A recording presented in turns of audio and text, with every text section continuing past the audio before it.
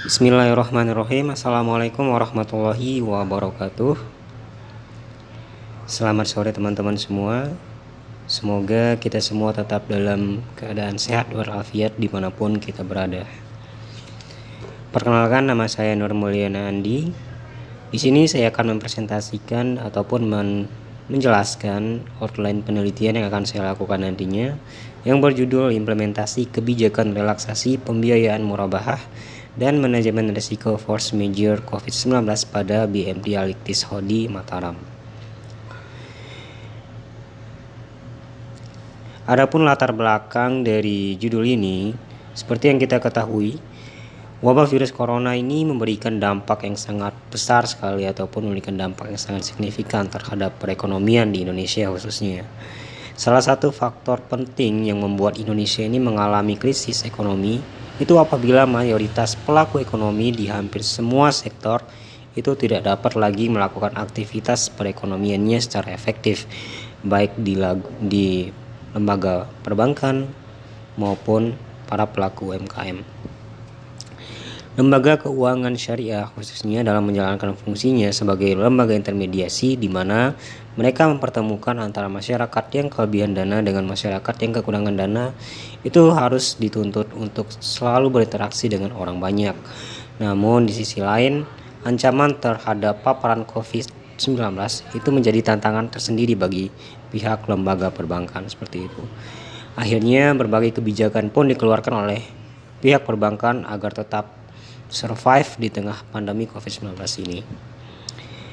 Otoritas Jasa Keuangan selaku lembaga yang mengawasi perbankan itu mengeluarkan kebijakan terkait merelaksasi ketentuan di sektor perbankan untuk lebih memberikan ruang likuiditas dan permodalan perbankan sehingga stabilitas sektor keuangan tetap terjaga di tengah pelemahan ekonomi sebagai dampak dari COVID-19 ini.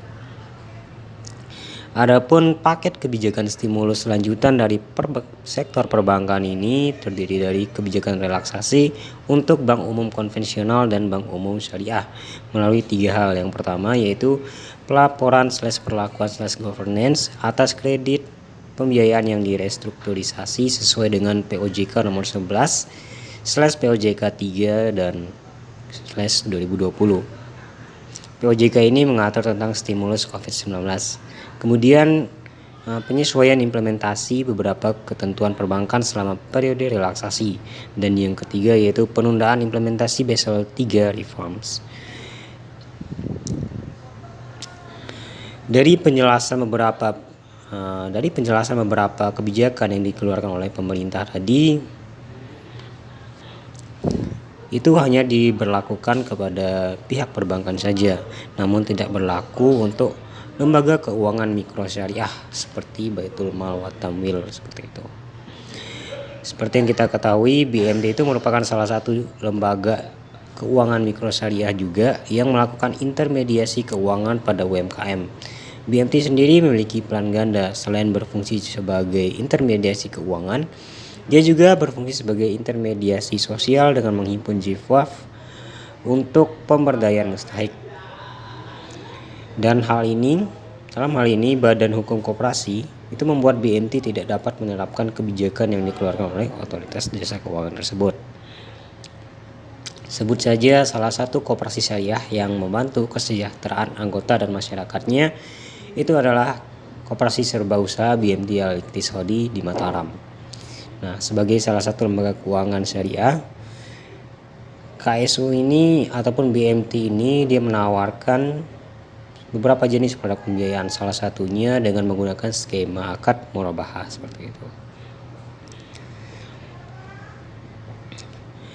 Salah satu kesulitan yang sedang dihadapi oleh BMT ini yaitu nasabah atau anggota dari BMT dalam melakukan kewajibannya. Banyak sekali nasabah ataupun anggota itu mengalami penurunan dalam beraktivitas perekonomiannya seperti itu, sehingga akan berdampak pada pembiayaan yang mereka lakukan pada BMT tersebut yang membuat mereka kesulitan dalam membayar angsuran mereka tiap bulannya. Nah, sebagai salah satu upaya untuk meminimalkan potensi kerugian yang disebabkan oleh pembiayaan bermasalah tersebut, BMT dapat melakukan relaksasi pembiayaan terhadap nasabah yang mengalami penurunan kemampuan pembayaran dan masih memiliki prospek usaha yang baik serta mampu memenuhi kewajiban setelah diterapkannya kebijakan relaksasi ini.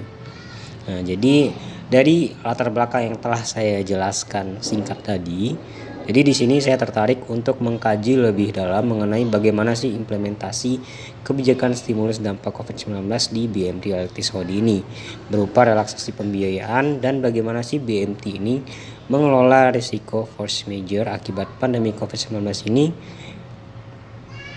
pada pembiayaan yang menggunakan skema akad murabahah seperti itu.